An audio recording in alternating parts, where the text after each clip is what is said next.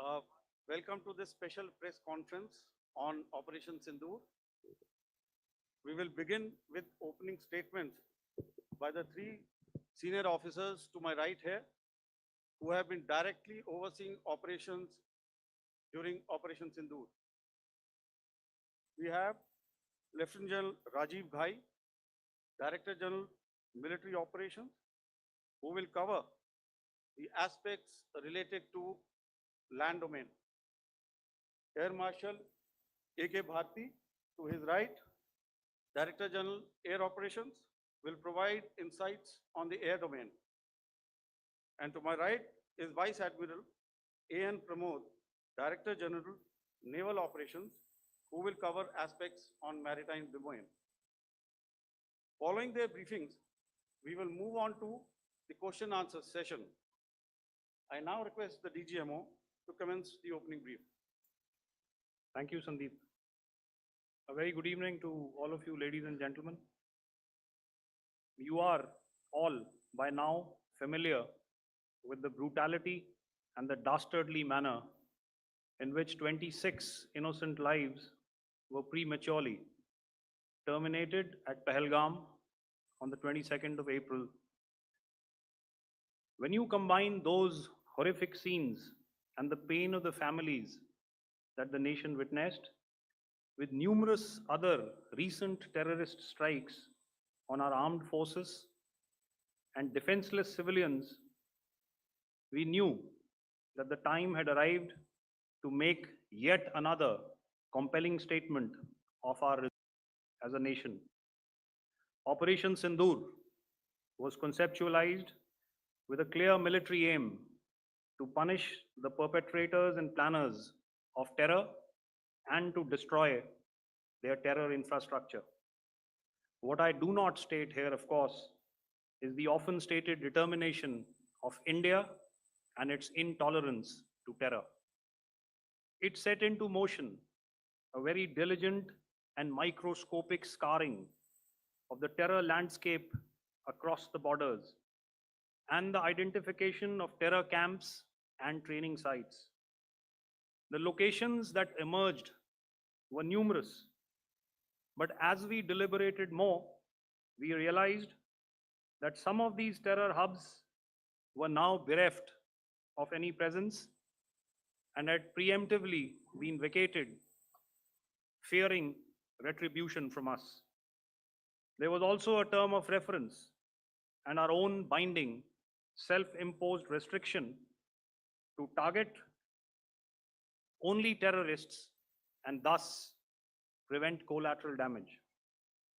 There were 9 camps that you are now all familiar with, which were confirmed by our various intelligence agencies to be inhabited. Some of these were in POJK, while there were others that were located in the Punjab province in Pakistan. Nefarious places such as Muridke, the hub center of the Lashkar-e-Taiba, has over the years bred infamous characters such as Ajmal Kasab and the likes of David Headley. What followed was a careful scrutiny of each of these sinister locations, their layout, configuration, even the type of construction in each structure, and the terrain obtained around these. This was with an obvious intent to deduce and identify the exact vector that was required for their neutralization, as also the eyes in the sky that we would send up to ensure that we brought back evidence that we had indeed targeted what we set out to. The precise images of these engagements on that fateful and historical night have already been showcased during the first press statement on the 7th of May that was helmed by our Foreign Secretary. I have no doubt in my mind that we achieved total surprise, and those strikes across those 9 terror hubs left more than 100 terrorists killed, including high-value targets such as Yusuf Azhar, Abdul Malik Rauf, and Mudassir Ahmed that were involved in the hijack of IC-814 and the Pulwama blast. The line of control was also violated soon after by Pakistan, and the erratic and rattled response of our enemy was apparent from the number of civilians, inhabited villages, and religious sites such as Gurudwaras that were unfortunately hit by them, leading to a sad loss of lives. The Indian Air Force played a major part in these strikes by engaging some of these camps, and the Indian Navy provided wherewithal in terms of precision munitions. The Indian Air Force obviously had their assets up in the sky, and I will here request Air Marshal Bharti, the Director General of Air Operations, to detail for you the methodology that the men in blue adopted to successfully manifest this mission. Thank you, Rajiv. A very good evening, ladies and gentlemen. It indeed is a difficult time that we have to come here like this and brief you. We could have done without this, but we had no choice. As the DGMO has detailed, the event was precipitated by the dastardly act at Pahalgam. The sequence of events have already been detailed. We carefully selected the targets, and out of the 9 selected targets, the target systems that were given to the Indian Air Force were the notorious training camps at Bhavalpur and Muridke. These being further from the international boundary. Through critical target system analysis, we analyzed what was to be done to annihilate these targets and plan to engage these targets with precision air-to-surface guided munitions so as to avoid collateral damage. The modalities of planning process, I will not go through at this instant. However, what I would like to show you is the results that we achieved through our targeted airstrikes. Could I have the second slide, please?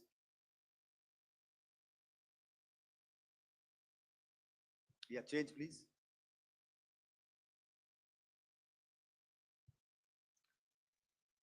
Okay. This is what the terror infra at Muridke looks like. If you see, north is as indicated, and to the right is east, where the international boundary lies. Could we have the next slide, please?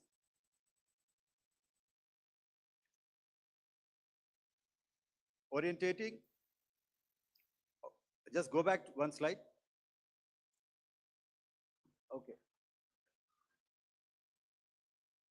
Please have a look at this red building, the series of buildings out here, and this empty ground. Next. If you relate, the empty ground is here, and you see this is the first weapon that is impacting. This is the impact point number 1 on Muridke training camp with our precision guided weapon on early morning 7. Next, please. Keep your eyes glued for the second weapon coming in and the second impact on the selected target point. Next slide, please.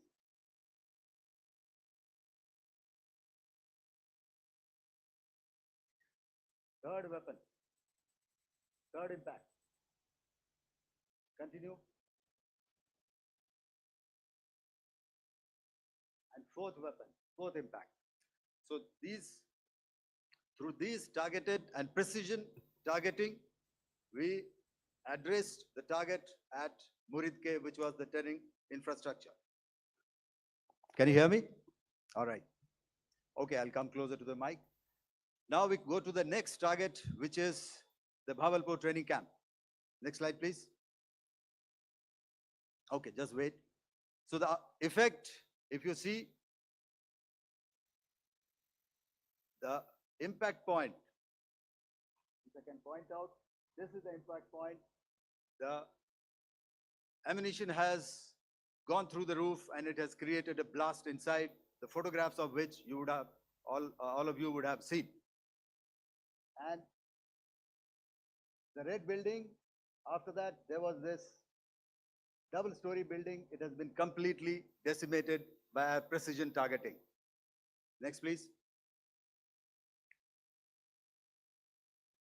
The target system, which was in the north, a series of buildings.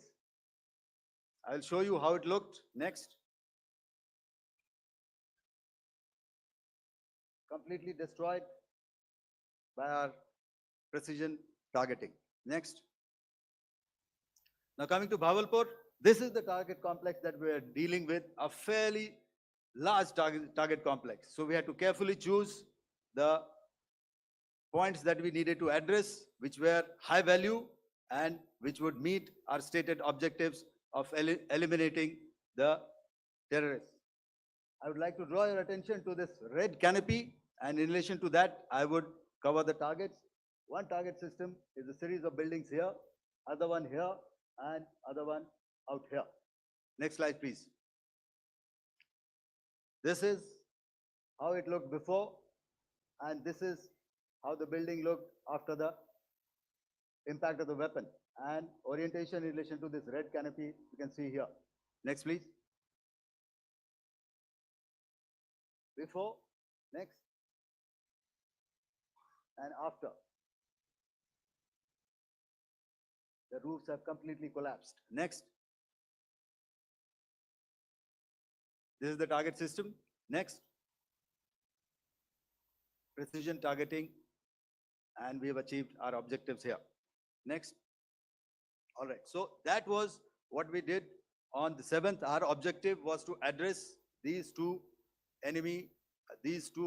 terrorist camps, and that we did with precision. And thereafter, we maintained a robust air defense posture, because remember, our objective was to target the terrorist and terrorist infrastructure, not any other infrastructure, not the Pakistani military, not the Pakistani any other infrastructure. So that is what we have maintained on the 7th of May. However, what we saw in the evening of 7th of May, we were saturated with a raid of Pakistani unmanned aerial vehicles and small drones. And these came in waves in our civilian areas, over our military installations, and all of them were successfully intercepted. Few of them did manage to land. However, there was not much damage that they did. And we have our robust counter-US hard kill and soft kill systems which did the job.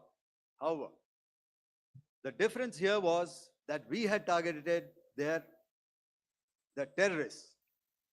The adversary now has targeted our civilians and the military infrastructure. So it had to be responded to.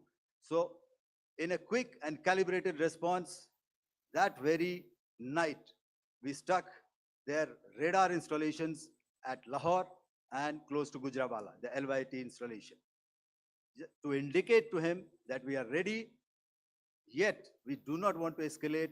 Our fight was with the terrorists and not with the Pakistani military establishment. Thank you.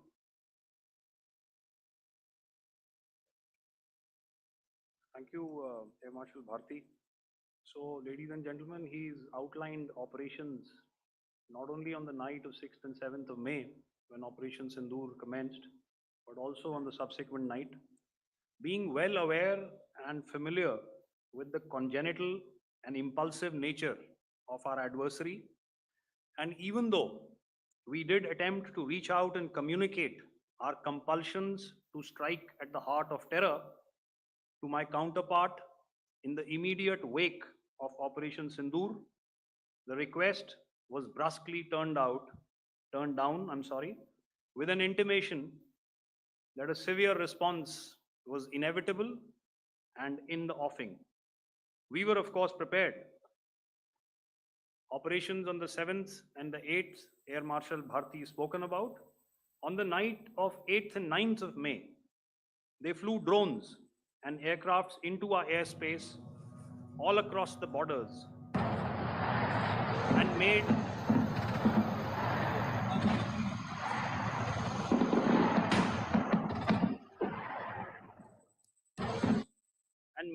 largely unsuccessful attempts to target numerous military infrastructure.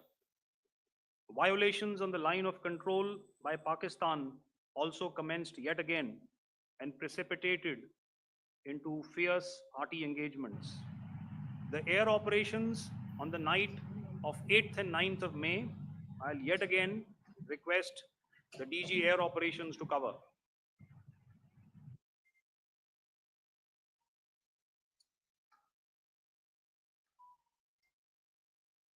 So I just covered what happened on the night of 7th and 8th.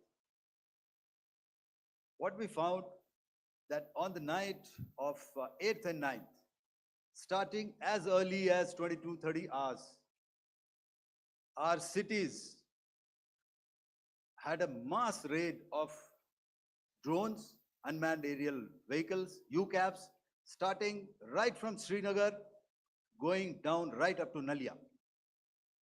It was a mass raid in waves, and it was relentless. However, we were prepared, and our air defense preparedness ensured that there is no damage on ground or to any of the intended targets that the enemy might have planned for. The difference between 7th night and 8th night was that on 7th night, he sent in his Yeha class of UAVs. However, these UAVs can go some distance, they are armed. However, on the 8th, less numbers of armed UCAVs were there or UAVs were there, and more numbers of quadcopters, maybe for surveillance or just for harassment of civilians. This continued till midnight. Our air defense preparedness ensured that there was no damage on the ground, either to the military installations or to the civilians. However, the enemy had yet again shown that he wanted to up the ante and he wanted a fight, and we were up to the task. In a measured and calibrated response, we once again targeted his military installations, which included his SAM sites at Malirkant. This also included his surveillance radar sites at Lahore and close to Gujranwala. These were suitably addressed, and thereafter his drone attacks continued even till morning, which we countered, and during the daytime there was some respite. Here I would like to bring out another aspect. What we found was that while the drone attacks were being launched from somewhere close to Lahore, enemy had allowed his civilian aircraft to also continue to fly out of Lahore. Not only his own aircraft, but international passenger aircraft, which is quite insensitive, and we had to exercise extreme caution, even at the cost of some tactical disadvantage, to ensure that there is no damage to any of the civilian aircraft. And this was also brought out in our press briefing during the day. So I will now hand over to my colleague to cover the events of 9th onwards. On land, we also undertook certain measures such as deployment of air defense and electronic warfare assets to establish an integrated grid with the Indian Air Force. And I have seen and heard some of you wax eloquent about the benefits of such an architecture when it comes to negating and combating air intrusions. We also carried out deployment to include movement of our forces in the land, sea, and air domains. The night of the 9th and the 10th of May saw similar intrusions by drones and aircrafts. And this time, there was a concerted effort to target airfields and some very, very important logistic installations, albeit yet again unsuccessful and denied gallantly and efficiently, I must say, by the integrated Indian Air Force and Indian Army Air Defense.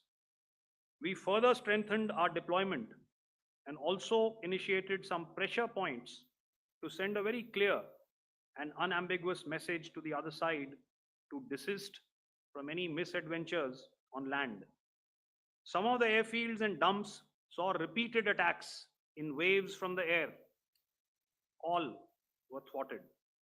The Pakistan Army has reported to have lost approximately 35 to 40 personnel in artillery and small arms firing on the line of control between the 7th and the 10th of May.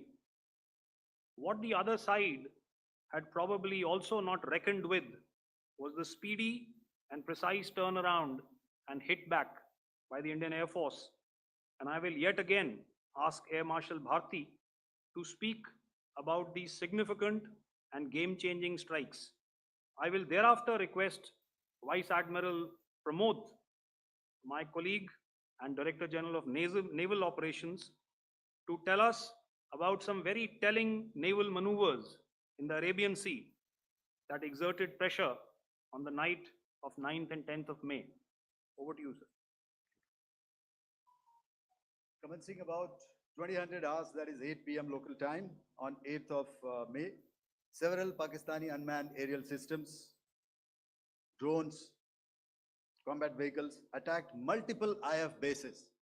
These included Jammu, Udhampur, Pathankot, Amritsar, Bhatinda, Nal, Dalhousie, Thois, Jaisalmer, Uttarlai, Falodi, Nalia. These were almost simultaneous and they came in waves. All our AD guns and other systems were waiting for them. All these waves were neutralized by our trained crew using the air defense systems that they have. And also, some of them were utilized using our legacy systems like Pechoras and IF Summer, which we have recently acquired.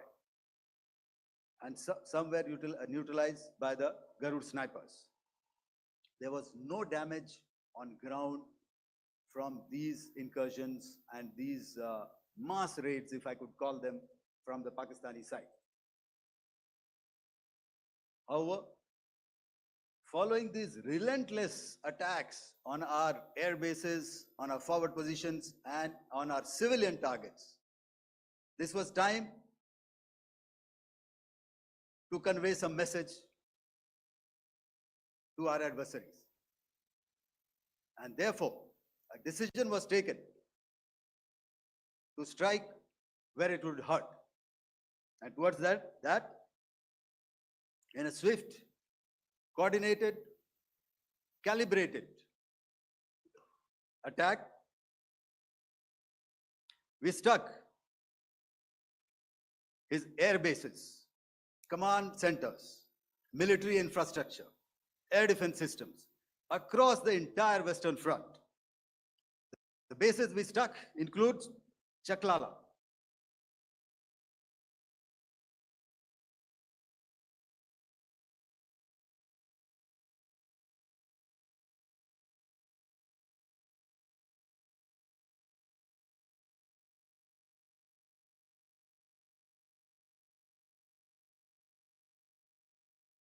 Rafiki, and mind you, Chaklala is Islamabad.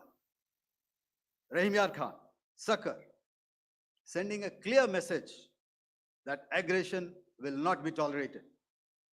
This was followed by strikes at Sargodha, Bholari, Jacobabad.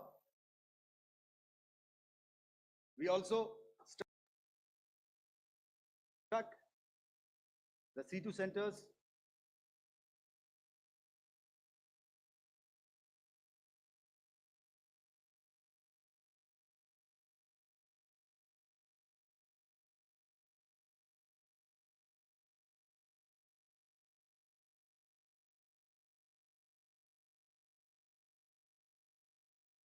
at Murid, the UAE complex at Murid, Rafiki, radar at Chunia, which I will show you, Rahimyar Khan airfield, and the unmanned combat aerial vehicle hangar at Succor. I would like to reiterate here that we have the capability to target every system at these bases and more. However, it was only a measured response to instill good wisdom to our adversary to refrain from further escalation. IF response was directed only at military installations, avoiding civilian and collateral damage. I would now like to show you some of the effects that have been achieved as a result of our air operation.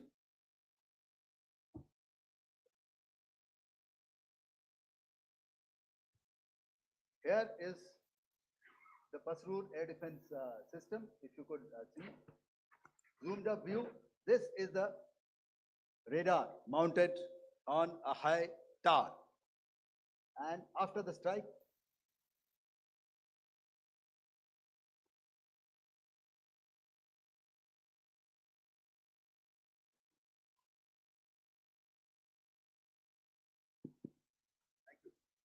can you hear me? Yeah, thank you. And after the strike, this is what has happened. This radar has been taken out, completely burnt. Next slide, please. The Chunia air defense radar, which was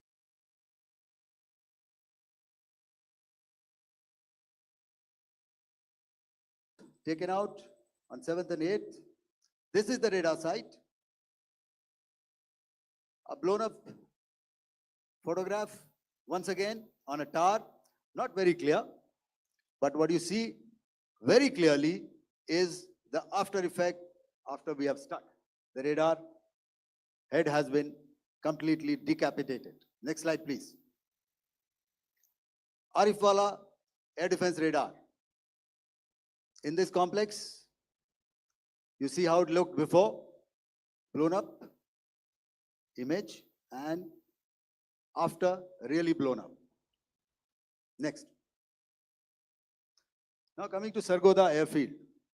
Remember, this is one of their important airfields wherein they have a lot of assets, F-16s, other assets which they keep getting, training institutes. And we have stuck this airfield. It is not, if you zoom in here, then one impact point here on the runway and second impact point of our weapon, precision weapon on the runway. And if you see this blown up, repairing going on, same here. Next. Rahimyar Khan. This is the area we have stuck. A deep strike out here and one complex here. So this is how it looked before, and same, you see a big crater, another crater here, and this complex, after strike, neutralized. Next. Chaklala airfield, Noor Khan, once again a major air base, a lot of their logistic assets out here. This was the chosen complex that we intended to strike and convey a message. Next slide, please. This is how it looked before, and this is how it looked after our strike. Next. Succor. We chose the radar site at Succor. This is the radar site. And After it was struck, this is the aftermath, completely burnt out. Next, please. Aircraft shelter. This is how it looked before the strike, and this is how it looked after the strike. The roof of the buildings completely caved in and burnt. Next. Bolari Airfield, aircraft hangar. This is how it looked before, and this is how it looked after the precision strike. Next. Jacobabad, aircraft hangar, and this is how it looked after. Next. So what I'm trying to convey here, ladies and gentlemen, is to start with, our fight was neither with the Pakistani military nor with anybody else who's there on the other side. Our fight was with the terrorists. We neutralized the terrorists that we selected to be neutralized, and thereafter, we only maintained the air defense posture. However, we were relentlessly pounded by waves after waves, night after night, by his UCAVs, by his drones, and by his other unmanned aerial systems. And that left us with no choice but to retaliate, and yet our retaliation was calibrated, it was graduated, and it was proportionate. Thank you.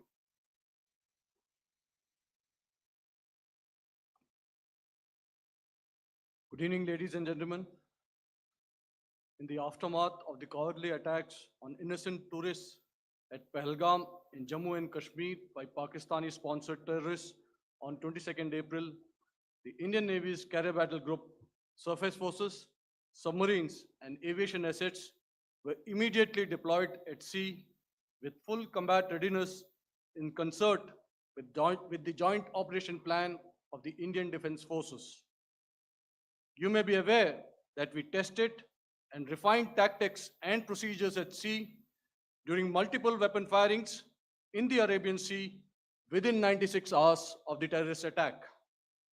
The aim was to revalidate our crew, armament, equipment, and platform readiness to deliver various ordnance on selected targets precisely.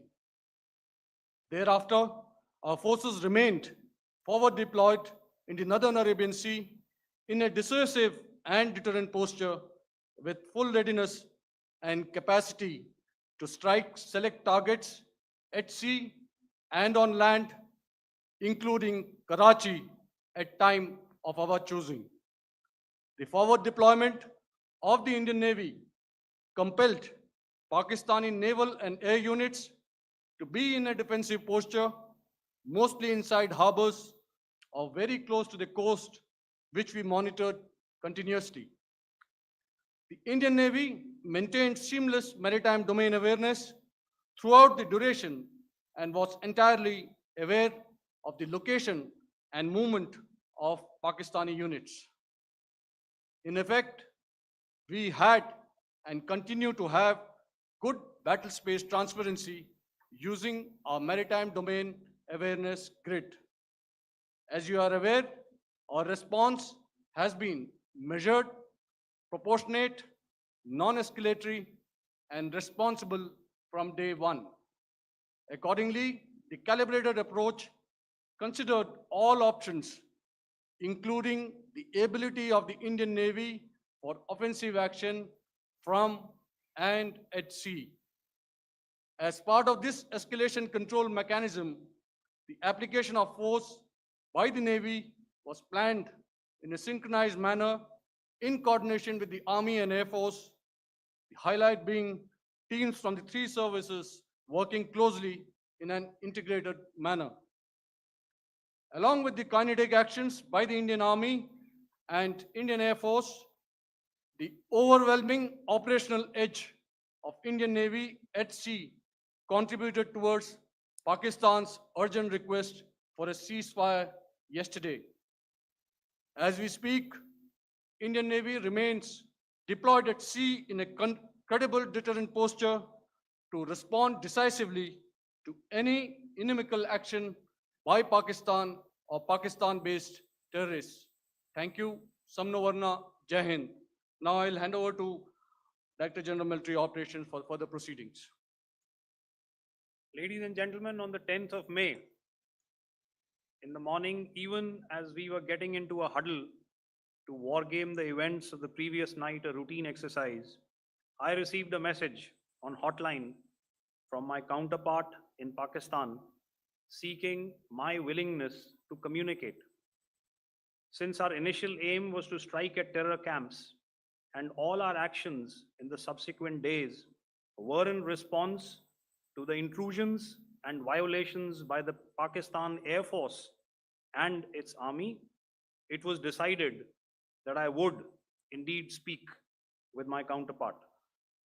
You are already aware, I've seen it being covered on national television, that my communication with the Pak DGMO was conducted at 15:35 hours yesterday and resulted in cessation of cross-border firing and air intrusions by either side with effect from 1700 hours 10th of May, after he proposed that we cease hostilities. We also decided to further speak on the 12th of May, that's tomorrow, at 1200 hours, to discuss the modalities that would enable the longevity of this understanding. However, disappointingly, and must I add, expectedly, it took only a couple of hours for the Pakistan Army to violate these arrangements by cross-border and across the line of control firing, followed by drone intrusions across the expanse of the Western Front through last night and in the early hours of the morning today. These violations were responded to robustly and dealt with as they must be. We have earlier today sent another hotline message to my counterpart highlighting these violations of the understanding between the DGMOs on the 10th of May and our firm and clear intent to respond to these fiercely and punitively, if repeated tonight, subsequently, or later. In this regard, I must inform all of you that the Chief of Army Staff has earlier today conducted a security review and has granted full authority to our Army commanders for counter actions in the kinetic domain in case of any violation by Pakistan. In the end, I pay my solemn homage to my 5 fallen colleagues and brothers from the armed forces and civilians who have tragically lost their lives in Operation Sindoor. Our hearts go out to the bereaved families, and we express our solidarity to them in this lifetime and beyond, at this grave juncture in their lives. Their sacrifices shall always be remembered and spoken of in glowing terms by a grateful nation. We have thus far, ladies and gentlemen, exercised, and my colleague Pramod highlighted this, immense restraint, and our actions have been focused, measured, and non-escalatory. However, any threat to the sovereignty, territorial integrity, and safety of our citizens will be met with decisive force. Jai Hind. Okay, ladies and gentlemen, we are now open for questions. All right, now since I would not know all of you, I would expect you to please raise the placard or your hand, and once I indicate, I expect you to please give out your name and the media group that you belong to. Keep your questions short so that we can take as many questions as possible. Also, ladies and gentlemen, kindly bear in mind that confidential aspects may not be answered by the 3 DGMOs. Right. I've got a lot of hands there. Let me start from the left. Left foot always in front when we start marching. So here we have to the left, okay. Yeah, 238.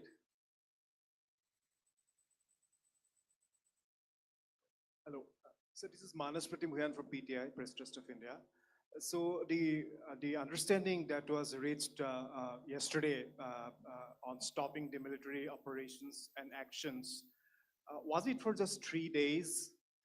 And what would be the cost escalation if there is violation of this understanding by the Pakistani side?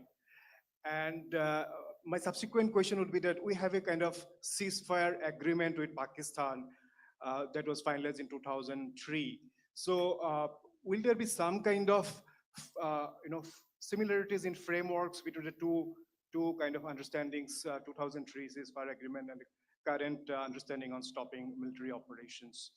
And again, what would the cost that will be incurring on Pakistan if Pakistan again resorts to this kind of terrorist activities, because we have made it very clear that the cost will be very high. So I would like to have your thoughts on it.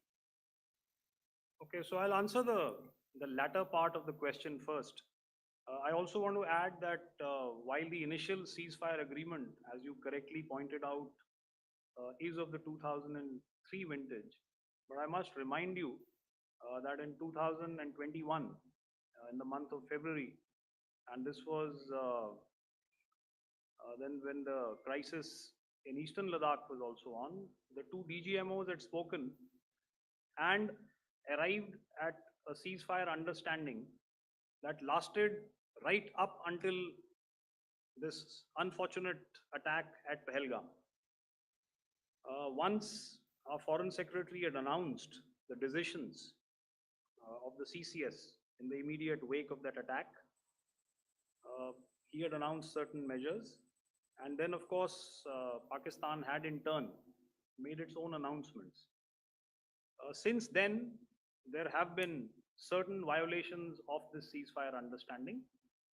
And of course, after the 7th of May, like I pointed out during my statement, that there have been numerous violations on the line of control especially, and of course, along the international boundary by the Pakistan Army and the Pakistan Air Force.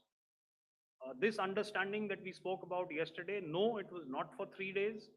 It was first to stop aggressive and hostile activities immediately, let that order and direction settle down for about 36 hours, and thereafter discuss modalities, like I said, to ensure its longevity. That is tomorrow on the 12th of May. But unfortunately, we had a violation starting at approximately 1900 hours last night. And we've sent a communique, like I said, to the Pakistan Military Operations Directorate, and we will await to what happens tonight. All right. I will, The cost escalation, I mean, I'll leave it to your best imagination. I've already said that the response will be fierce and punitive. now, the right foot forward. Yeah.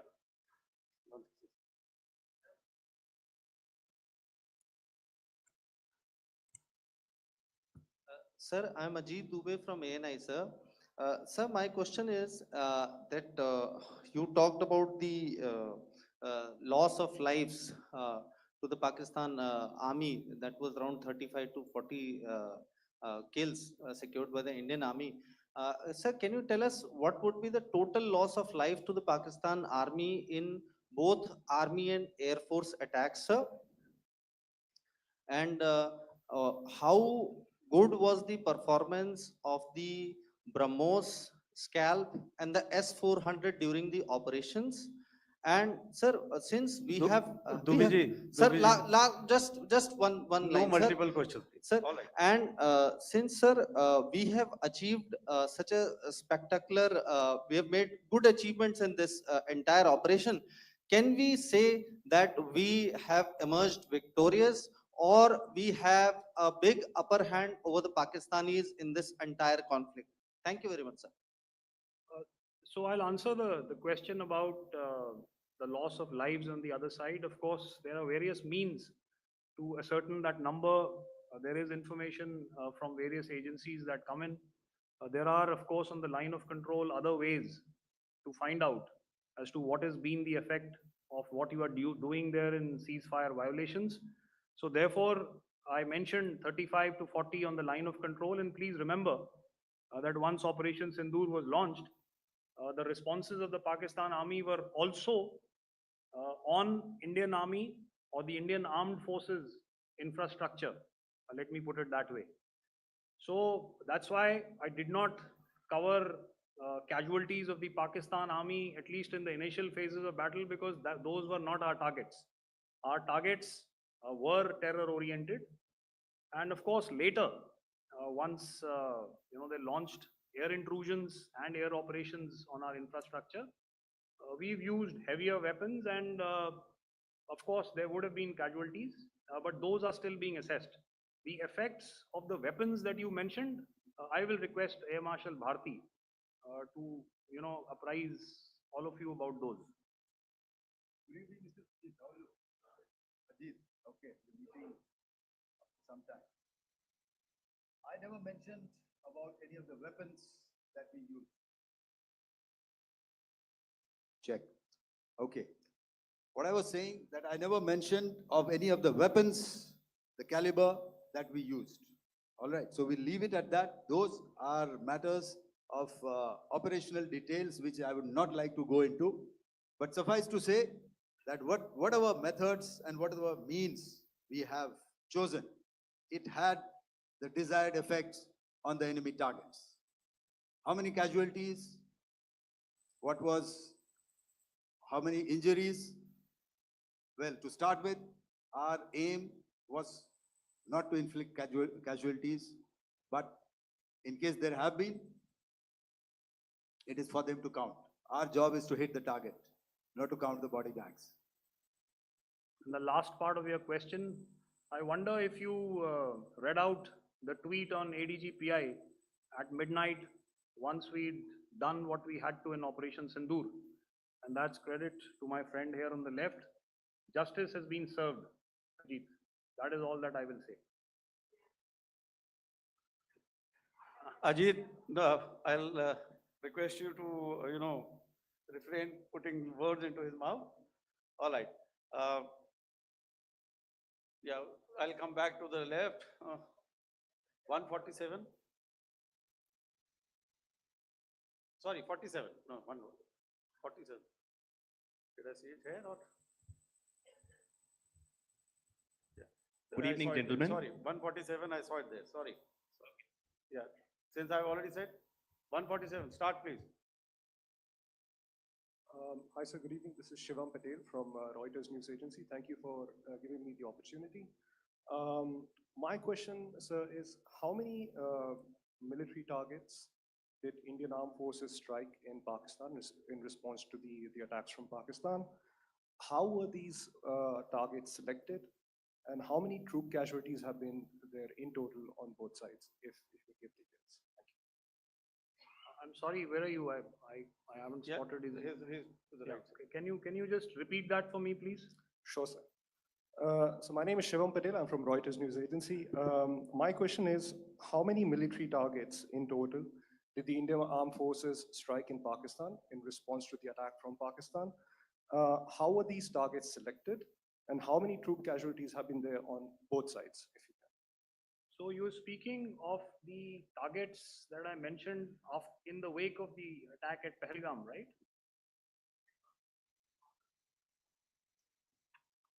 Yeah, I think it's amply clear to everybody here that the Pakistan Army has not crossed the international boundary, neither in the plain sector nor on the line of control.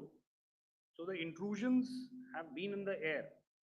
There have been certain attempts on the line of control when ceasefire violations have been on to try and infiltrate and carry out and perpetrate activities that we are all very well familiar with. Whether these are by terrorists or by the Pakistan Army or its special forces and commandos is difficult to say, but each of these have been effectively thwarted. So therefore, as far as engagements of military targets on the other side is concerned, I thought Air Marshal Bharti covered those very well and, in detail. And he also mentioned as to how they went about targeting those. I think those images were very clear and very, very graphic in telling us as to what we needed to hit.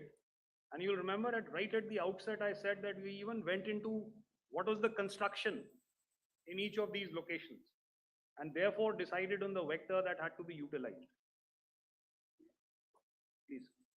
Okay, if I could add to what the DGMO has said, I have already detailed the targets. Now, whether it is X numbers or Y numbers that is immaterial. And what damage have we inflicted? You have seen. What are the casualties on the other side? As I said, that is for them to count. As far as we are concerned, from the air defense side, if they had a choice, they would have definitely come in. They're fighters, there are more numbers of UCAVs. It is not that they did not intend to come in. It is only that our robust AD posture prevented them from coming in. So that must be known, and that must be realized by all the audience here. Yeah, I'll come to the left now, 24.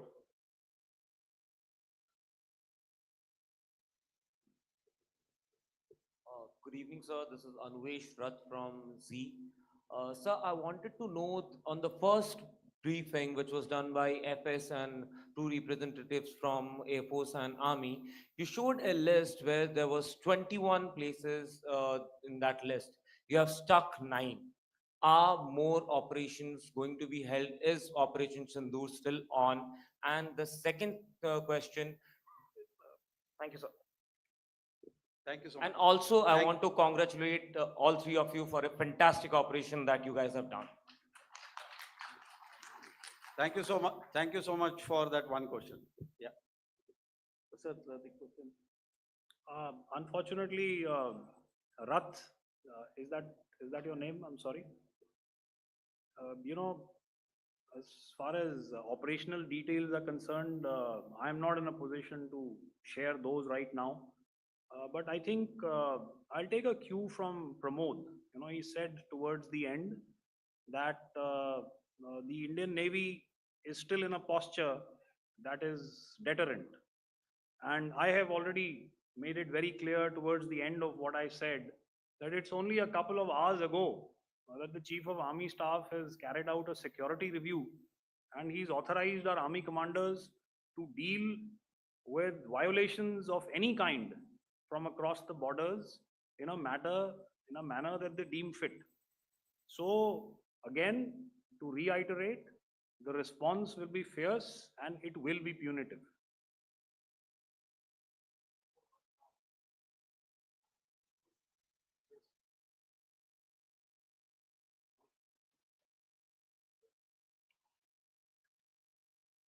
I'll go back this side now. Yeah, 255. She said middle wale kya karenge? So 255. Oh, sorry. Good evening, sir. Yeah, 250. I'm Shailesh from National Defense. Please allow me, first of all, to pay my gratitude for protecting us Indians. Thank you very much. Sir, since the enemy has been talking about taking down our aerial platforms,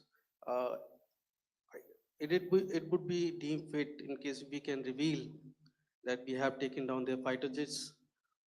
What could be the number? Though you said that they may be not good to reveal the platforms, but since this has come from various quarters in Pakistan, so I believe that we need to answer in case if you can, sir, if you may allow. The question is for me? Yes, sir. Okay, and if I get it right, you want to know how many of their planes we have downed? Yes, sir. Yes, sir. All right. See, As I said, their planes were prevented from coming inside our border. All right. So we do not have the wreckage with us, but definitely we have downed a few planes. Numbers, we would not like to hazard a guess out here. Okay. I have the numbers, okay, and we are getting into the technical details of it to establish it. So I would not like to put a figure at this time, but definitely there are losses from their side which we have inflicted. Were Ma'am, they, please don't ask were me. they fourth generation plus, sir? No, See, sir, you're putting words into my mouth. Why do Sir, you say fourth generation? Let us make it high tech. Thank you so much, sir. all Thank right. Yeah, 163.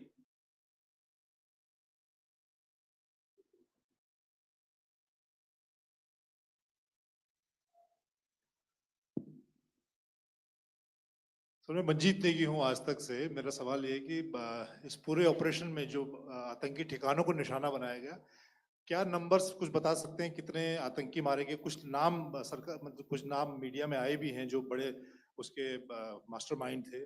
और एक सवाल जो आज air force ने भी tweet किया कि operation सिंदूर अभी जारी है और सरकार की तरफ से भी कहा गया।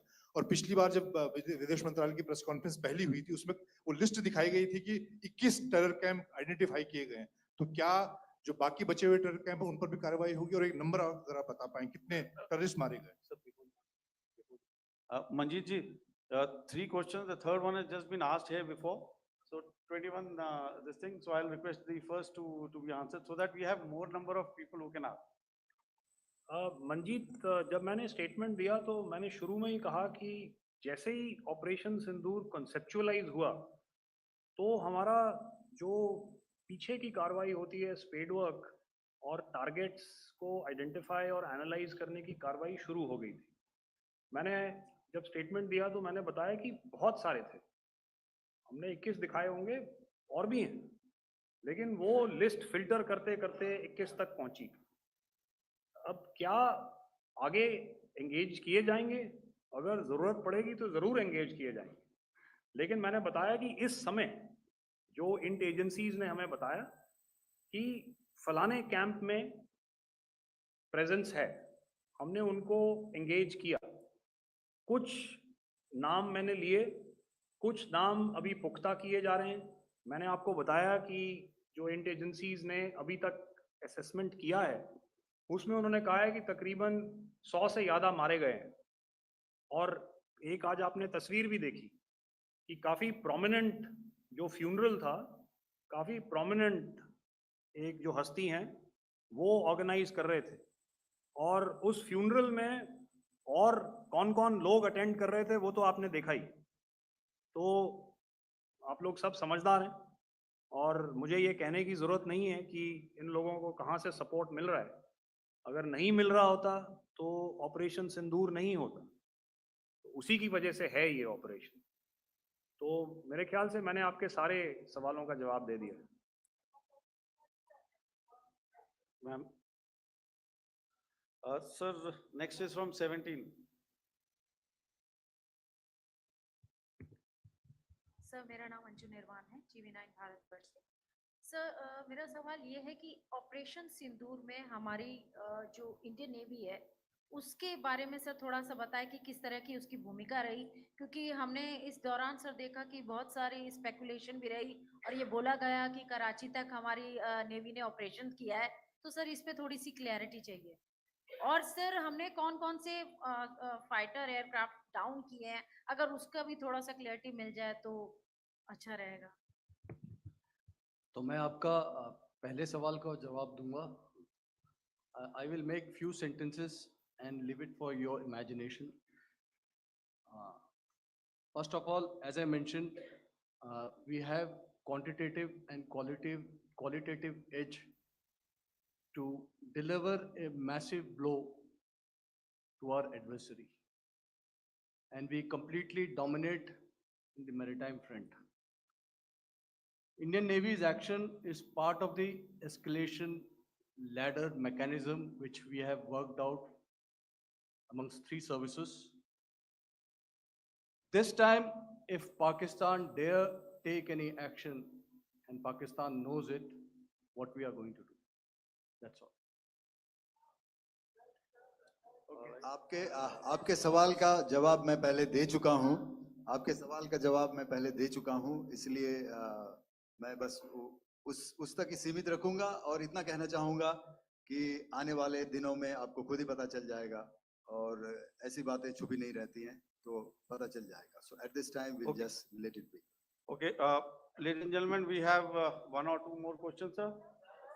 So, please, they are going to be outside. You can speak to them there also. 104, 104.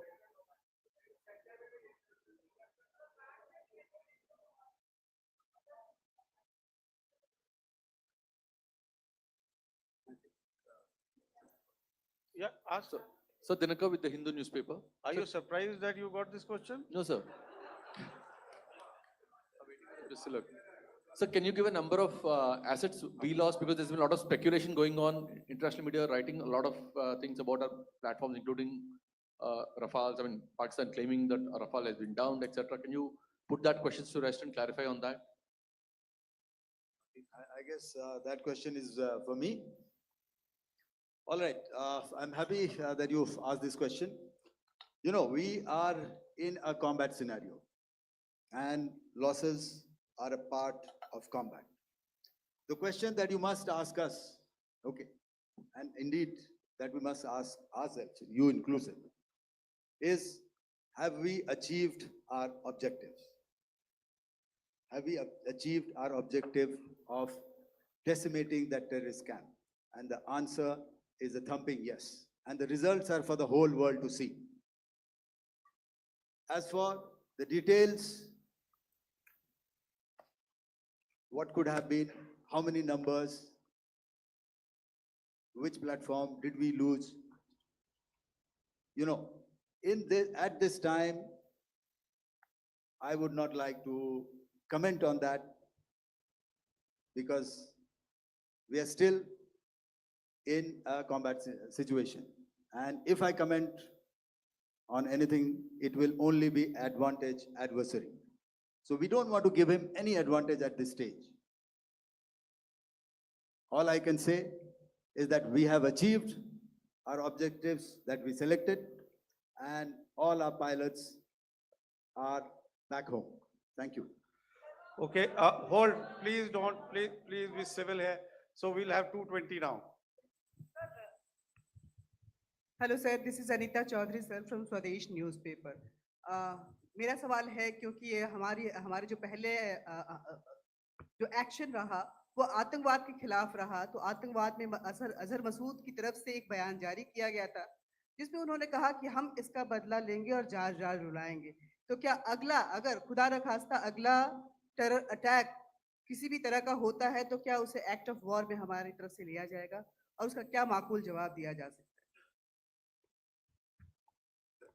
मेरा इसमें सिर्फ एक ही जवाब है आपके लिए कि हमने अपनी कार्रवाई करी। हमने उसके बाद मैंने अपने स्टेटमेंट में भी बताया कि ये कम्युनिकेट करने की कोशिश करी कि हमने इस तरीके से ये जो स्ट्राइक्स हैं वो क्यों की। लेकिन जो हमारा एडवर्सरी है उसने जैसे मुनासिब समझा वो कार्रवाई करी। तो आपने देखा कि ये जो एक्टिविटीज़ चल रही हैं 3-4 दिन से, ये कोई वॉर से कम नहीं है। नॉर्मल सर्कमस्टांसेस में एक दूसरे देश की एयर फोर्सेस हवा में नहीं उड़ती हैं और एक दूसरे के ऊपर स्ट्राइक्स नहीं करती हैं। हर रात इंट्रूजन्स नहीं होते हैं। लाइन ऑफ कंट्रोल पर सीज फायर वायोलेशंस, आपके एक साथी ने सवाल पूछा था शुरू में, एक सीज फायर अंडरस्टैंडिंग था, वो भी जा चुका है। उस सीज फायर अंडरस्टैंडिंग के जाते जो फायरिंग हो रही है लाइन ऑफ कंट्रोल में, उसमें घुसपैठ की कोशिश हो रही है। आमतौर पर ये घुसपैठ लाइन ऑफ कंट्रोल में टेररिस्ट करते हैं, लेकिन हमें इंफॉर्मेशन है कि हो सकता है ये पाकिस्तान आर्मी की टोलियां भी हों जो हमारे पोस्ट के ऊपर खामी पहुंचाने की कोशिश कर रही हैं। तो ये सारी एक्टिविटीज तो वॉर में शामिल हैं। तो ये कहना मुश्किल है कि आगे क्या होगा, वो स्पेक्यूलेटिव जोन में आ जाता है और मैं स्पेक्यूलेट नहीं करना चाहता। हर एक सिचुएशन अलग होती है और उससे एक तरीके से डील किया जाता है. Sir, मैं one एक सवाल इसका मैं जवाब देना चाहता हूँ, 1 मिनट. सो जो मिलिट्री होता है, our main job is to prevent war and maintain peace and stability. So it is not that our response is a graded response. That means अगर किसी ने किया तो उसको graded उसमें किया, जैसे terrorist action हुआ तो what we did is a terrorist action and then we destroyed all the terrorist camps. उसके बाद आपने देखा कि उनने थोड़ा सा कोशिश किया तो हमारे एयरफोर्स और आर्मी ने क्या किया, तो मिलिट्री टारगेट्स हैं उनके ऊपर थोड़ा. So our aim is to maintain peace and tell our adversary that you do this and the response will be bloody. Okay, now as per the, please, we'll have 166 and 25, and after that, no more, please. Sir, this side. Ladies Excuse and me, gentlemen, please Sir. maintain, Sir, I'll this side, request you to sir. please be quiet. Jal Ghai, No, this side, sir. we have only two Sir, questions left, 166. Yeah, please start. So Rahul. I'm Rahul Singh from Hindustan Times, sir. So you were totally on top of the game in the kind of losses you've inflicted on the enemy. I think we saw the slides and everything. You were batting it 99 and you decided to declare your innings. What are your thoughts on that, sir? And do you think, are you weighing the option of the Pakistan army using this time, buying this time of the so-called ceasefire, or the understanding? And you talked about how they could not be trusted. So buying time to kind of build up their war reserves, getting stuff from their friends, like Turkey or China, are we considering that possibility, sir?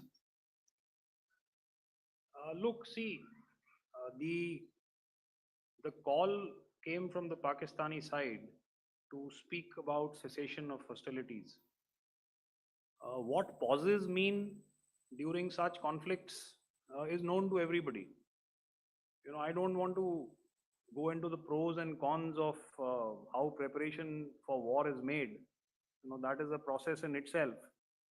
But I think my senior colleague here, the DG Air Operations, spoke, or he alluded at least, you know, to what this operation was precisely and specifically meant for.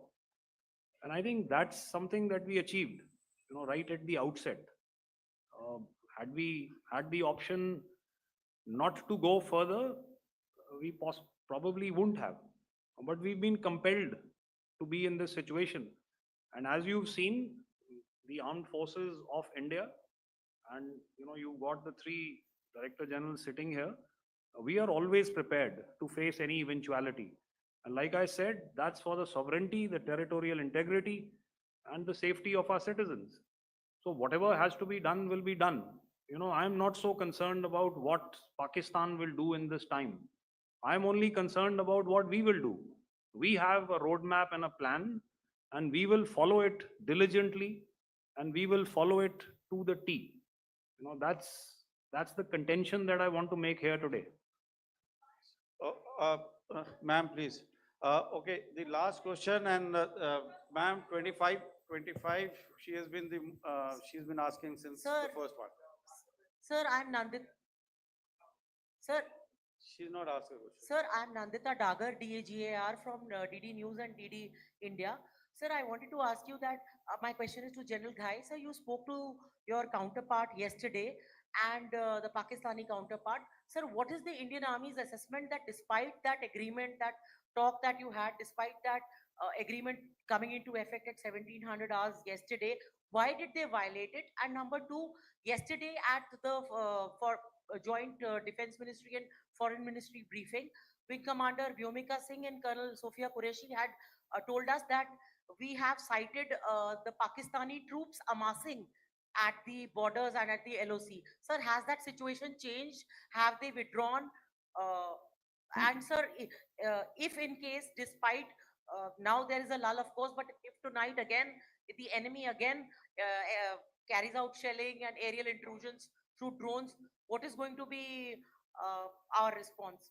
Thank you. So without outlining the specifics of that response, I've already made it clear that there will be a response and it will be fierce and it will be punitive. Why the Pakistan army chose the option of violating the understanding that was arrived at earlier yesterday, I think that's a question that we best answered by the Pakistan DGMO. I wouldn't be able to, give you that. But, in situations such as these, and if you go back into any conflict, sometimes these understandings take time, to fructify and manifest on ground. But without, getting into the reasons, it is our mandate to be prepared at all times, and that we were. It's not as if because there was an understanding we weren't prepared. I must tell you that the armed forces were on a very, very high alert, and they continue to be in that state even as we speak. Oh, all right. Ladies and gentlemen, please, ma'am, please. Okay, thank you so much for coming today. Those who have missed our